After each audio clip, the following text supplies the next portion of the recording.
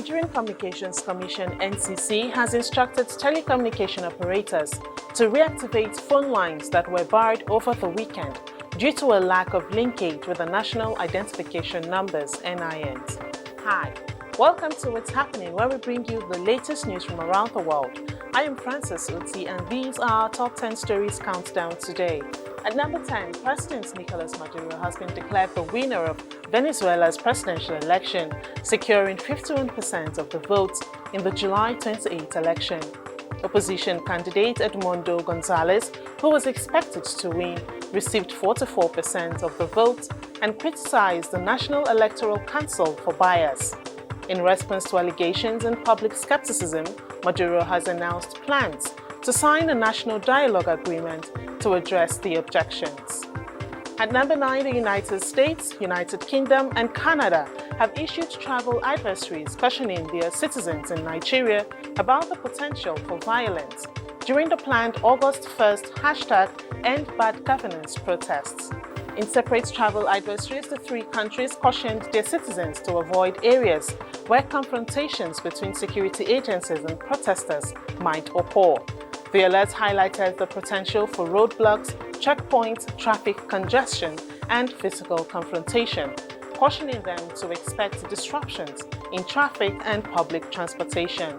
At number 8, Nigeria's The Tigers secured a notable victory over Australia's Opals in their first match at the 2024 Paris Olympics, winning 75-62 at the Pierre Morel Stadium.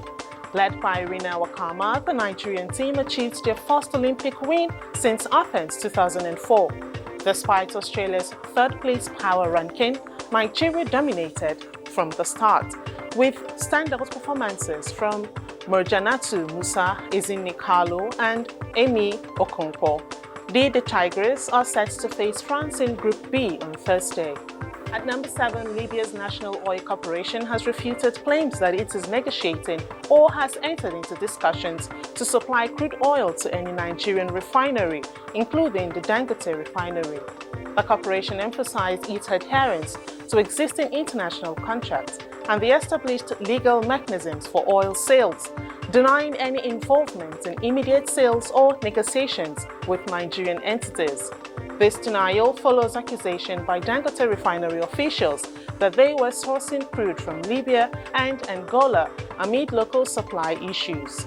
At number 6, the Honorable Minister of Education, Professor Tahir Mamman, has instructed all Nigerian university vice-chancellors to ensure the safety of staff and students. In a statement from the Acting Executive Secretary of the National Universities Commission, Chris Mayaki, students are advised to remain on campus to avoid potential risk during planned protests.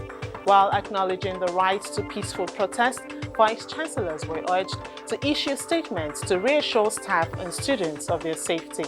At number 5, the Small and Medium Enterprises Development Agency, SMED's Director General Charles Odi has announced that the federal government is committed to removing inefficiencies and barriers in the SME sector to boost productivity. Odi announced these plans at the African Growth and Opportunity Act conference in Washington, D.C. He added that the government has started disbursing 75 billion naira in grants under the Presidential Palliative Program to support small businesses. At number 4, according to the National Bureau of Statistics, Nigeria's oil and gas sector recorded no foreign capital investments in the first quarter of 2024.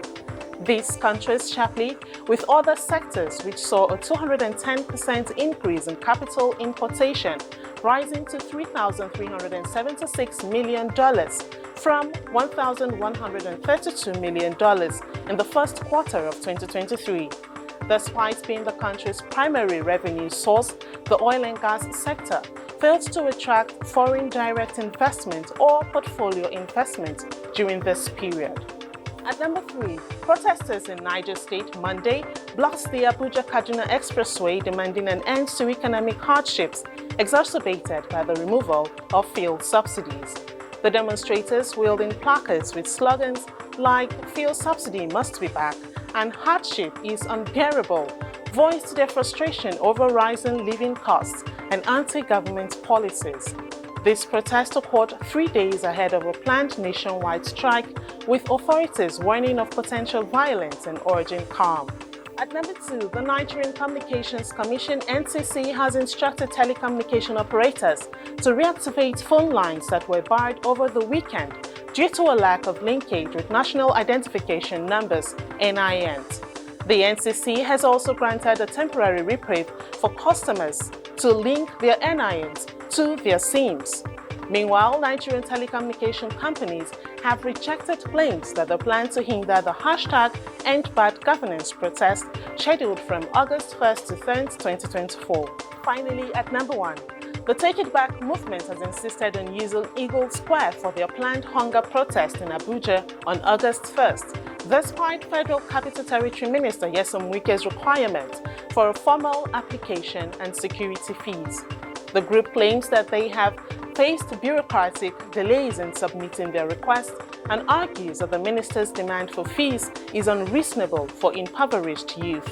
Wike has stated the protesters must apply properly and cover the security costs which the organizers challenge, asserting that Eagle Square is public property.